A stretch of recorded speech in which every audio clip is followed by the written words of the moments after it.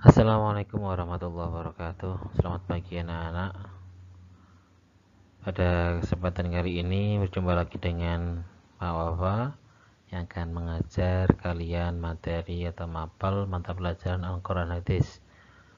Sebelum mengenal lebih jauh, sebelum Pak Wafa paparkan lebih jauh apa saja materi yang akan kita pelajari selama satu semester atau mungkin 1 tahun nanti, Bapak ingin kalian lebih mengenal kembali apa itu Al-Quran dan hadis, karena tak kenal maka tak sayang. Untuk itu kita harus tahu terlebih dahulu apa itu Al-Quran dan apa itu hadis. Hal ini menjadi materi pertama kita pada kesempatan kali ini. Ya, yang pertama kita akan mengenal yang namanya Al-Quran. Perhatikan baik-baik, apa itu Al-Quran? Al-Quran adalah kitab suci umat Islam yang berisi firman Allah yang diturunkan kepada Nabi Muhammad SAW melalui perantara malaikat Jibril, yang mana Al-Quran itu harus kita baca, kita pahami, dan kita amalkan, karena Al-Quran merupakan petunjuk dan pedoman hidup bagi umat manusia. Jadi Al-Quran berisi perintah, berisi petunjuk, ya kan? Juga berisi peringatan-peringatan kepada kita tentang hari akhir, tentang hari pembalasan. Semua terangkum dalam Al-Quran.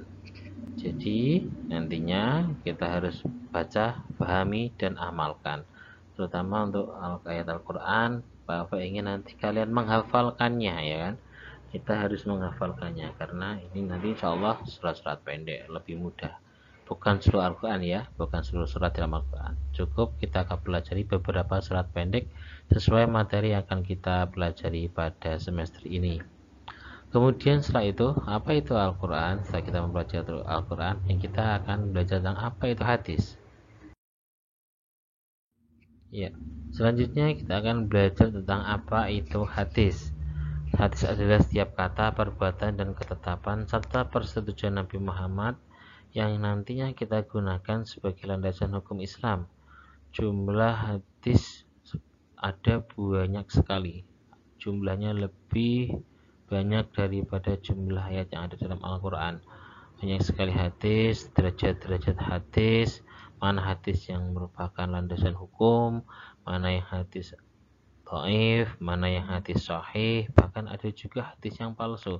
Jadi untuk mempelajari hadis nantinya kita harus benar-benar paham ya. Nanti untuk yang level yang lebih tinggi lagi ya, kita harus tahu mana itu tingkatan hadis, mana yang sahih, mana yang dhaif, mana yang hasan, mana yang apa jenenge tadi, hadis yang mursal dan sebagainya. Kita harus tahu mana hadis yang bisa digunakan sebagai hukum, mana yang merupakan.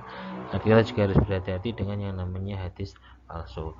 Dan hadis ini ya, dalam tatanan hukum dalam Islam merupakan sumber hukum yang kedua setelah Al-Quran.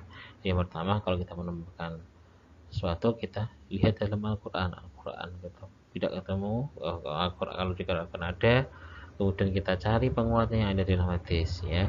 Di Al-Quran dan hadis ini saling mengisi ya, saling mengisi satu dengan yang lain.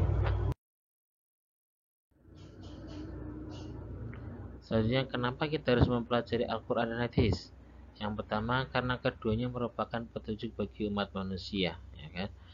Seperti yang disampaikan dalam Al-Quran awal surat Al-Baqarah, Bismillahirrahmanirrahim, Alif Lam Mim, Dzalikal kitabu la raiba fih. Al-Quran itu adalah kitab yang tidak ada keraguan-raguan di dalamnya.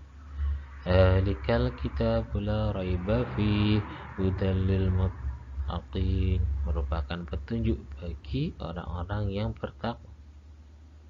Ya, merupakan petunjuk bagi orang-orang yang bertakwa. Seperti yang kenapa harus kita mempelajari keduanya. Kemudian Al-Quran dan hadis merupakan sumber pokok ajaran Islam ya. Ada banyak sekali sumber pokok ajaran dalam Al-Quran dan dikuatkan oleh hadis. Contohnya yang ada surat Al-Kautsar. Di situ di dalamnya terdapat perintah tentang sholat dan menunaikan hewan kurban, memotong hewan kurban. Ayat keberapa sih Pak? Ayat kedua nak. Pada ayat kedua saat Kautsar berbunyi Bismillahirrahmanirrahim.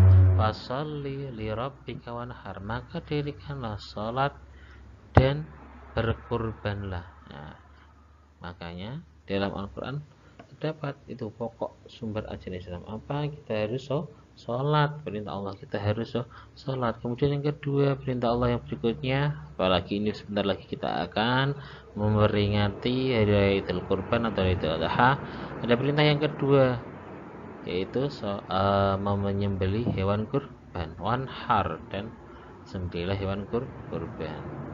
Dan yang kenapa kita harus mempelajari keduanya, karena dalam Al-Quran nanti berisi peringatan dan pelajaran bagi manusia. Nah, selanjutnya bagi murid madrasah MI Sultan Fatah atau bagi murid-murid belajar tentang Al-Quran dan hadis, apa manfaatnya? Karena sebagai penumbuh keimanan kita kepada Allah. Jadi dengan kita belajar Al-Quran, dengan belajar hadis, ada perintah Allah dalam Al-Quran, harus kita laksanakan. Ada peringatan dari Allah, harus kita hindari. Rasul mencontohkan salat seperti ini.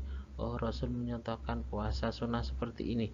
Iya seperti itu. Ya kita harus dengan itu kita harus lebih teguh keimanan kita kepada Allah dan Rasulullah. Kemudian kita harus bisa kita tahu dan nanti kita akan mengamalkan intisari dari Al-Quran dan hadis. Untuk itu bagaimana caranya? Yang pertama, karenanya kita harus menghafalkan. Tidak kita harus menghafalkan, ya, minimal ayat-ayat pendek, surat-surat pendek juz 30 atau materi-materi yang akan kita pelajari selama semester ini kita hafalkan. Ada Al-Qur'annya, teks Al-Qur'annya, ada hadisnya, kita hafalkan.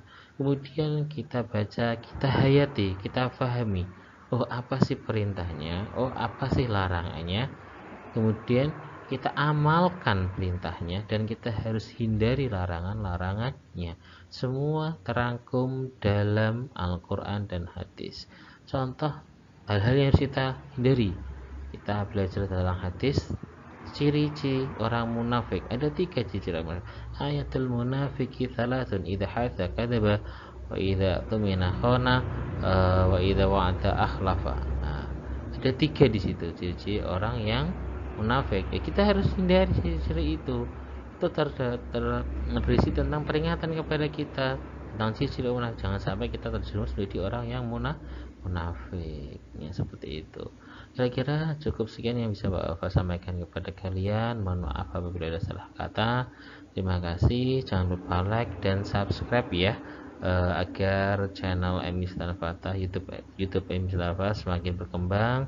Jadi dengan banyaknya dukungan kalian, like dan subscribe, nantinya kita bisa melakukan pembelajaran online melalui YouTube seperti itu kira-kira. Ya, terima kasih. Sekian dari Bapak. Assalamualaikum warahmatullahi wabarakatuh.